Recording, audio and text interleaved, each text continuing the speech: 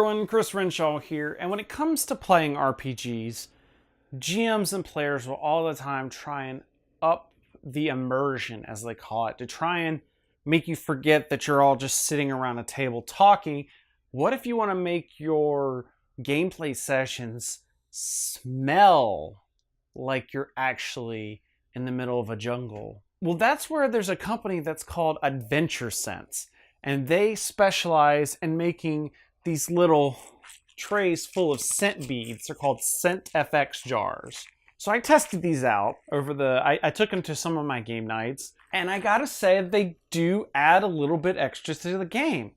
Now there is a big warning, and that is like my wife has asthma, and they set off her asthma pretty bad. So I will warn you, this is something you're gonna wanna need to know your group for, because you're not gonna wanna set one of these out if somebody in your group, unknowing to you, has some sort of breathing trouble. Whenever it comes to a specific situation, like an enchanted forest, anything, you just shake up these littles to get them all mixed up, and then you just open it up, set it out on a table, and just let it sit. Or another option you can do is just to kind of pass it around to player so they kind of, there's something about smell that just triggers a memory. For me, it definitely smelled like what they were advertising, but it didn't for everybody. None of them were utterly bothered by this, which is benefit number one. This wasn't distracting at all. Instead, what happens, especially with the Healing Sanctuary one, this one did the most, where just occasionally you just get this kind of waft of a fragrance.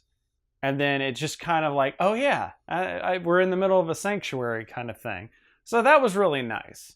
Now I will say that these things are about 15 bucks a pop. Now they're supposed to last quite a while. I haven't had them long enough to verify that. And these are definitely a luxury item in the sense. There's no game that needs to have these. Like I said, I would recommend the Healing Sanctuary and the Dank Dungeon. If you had to only get like one or two, the Rowdy Tavern is another favorite of mine. So just like getting a couple of these that are generic enough that you can use them in different circumstances. You're gonna hardly find a D&D game that doesn't go into a dungeon at some point. If you're interested in these, then you can go to adventuresense.com and check them out for yourselves. They have a whole list full of products there that you can go and check out.